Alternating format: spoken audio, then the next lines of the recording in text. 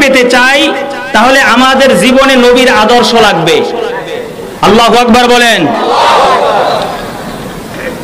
2 নম্বরে ঈমান আনার পাশাপাশি আপনাকে আমাকে এই পৃথিবীতে যারা আল্লাহ ওয়ালা আছেন তাদের সঙ্গী হতে হবে। 3 নম্বরে আপনার আমার যে পকেট আছে, কি আছে ভাই? সবার জামা কিংবা পাঞ্জাবি অথবা প্যান্ট, যদিও লুঙ্গির পকেট নাই, বাকি যে জামা প্যান্ট আছে এগুলার পকেট আছে না নাই? পকেটে কি থাকে? মাইকের আওয়াজ ঠিক করেন ভাই। পকেটে কি থাকে? সবার কিন্তু টাকা থাকে না, অনেকে আবার পান, জর্দা, সিগারেটও কিন্তু থাকে। পান খান, সমস্যা নাই, তবে পানের সাথে একটা জিনিস বাংলাদেশে খুব চলে, কি নাম? জর্দা খাওয়া যাবে? সবাই বলে না, তার মানে রোগ এখানেও আছে। জর্দা খাওয়া যাবে? 3 নম্বর মেসেজ হিসাবে আমি বলে দিতে চাই, জানান দিতে চাই, সেটা হলো প্রত্যেকের যে পকেট আছে, পকেটে টাকা থাকে, সেই টাকা থেকে আল্লাহর রাস্তায় ব্যয় করতে হবে।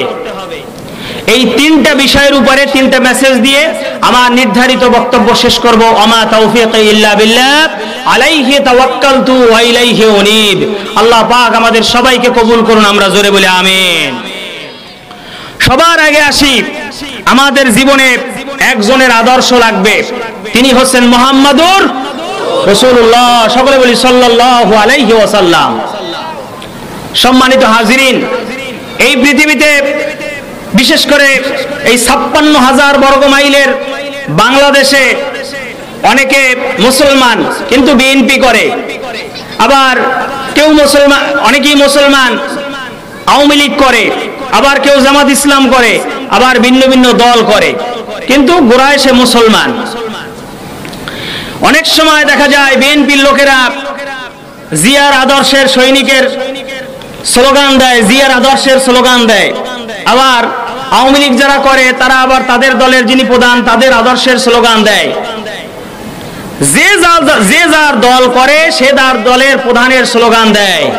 তবে মুসলমান হিসাবে আমাদের সকলের মনে রাখা দরকার, দিন শেষে আমাদের যিনি ঈমান, আমাদের যিনি জান, যিনি আমাদের কবরের, হাসরের, মিজানের, পুলসিরাতের সাথী মুহাম্মাদুর রাসূলুল্লাহ সাল্লাল্লাহু আলাইহি সাল্লাম, সেই নবীর আদর্শ আমাদের জীবনে বাস্তবায়ন করার দরকার আছে না নাই? আমার বন্ধুগণ, আল্লাহ রাব্বুল আলামিন পবিত্র কোরআনুল কারীমের ভিতরে জানিয়ে দেন, আতিউল্লাহ ওয়া আতিউর রাসূল লাআল্লাকুম তুরহামুন।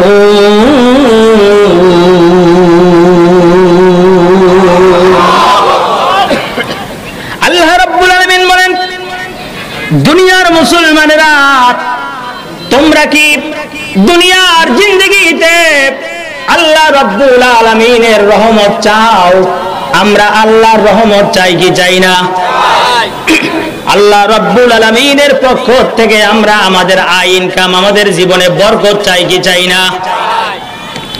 আল্লাহ রাব্বুল আলামিন বলেন, এমনিতেই তোমাদের জিন্দেগিতে বরকত হবে না, এমনিতেই তোমরা আমি আল্লাহ রাব্বুল আলামিনের রহমত পাবে না।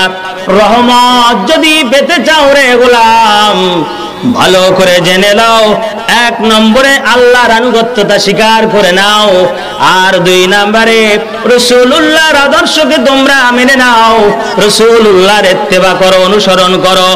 আশা করা যায় তোমরা আল্লাহ রাব্বুল আলামিনের রহমত দুনিয়ার জিন্দেগিতে পেয়ে যাবে। জোরে বলুন সুবহানাল্লাহ।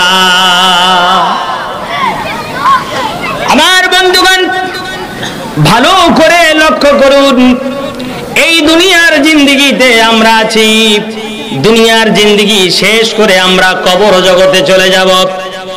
যেদিন আপনি আমি দুনিয়ার জিন্দেগি শেষ করে কবর জগতে চলে যাব, আমার কিছু বলতে হয়?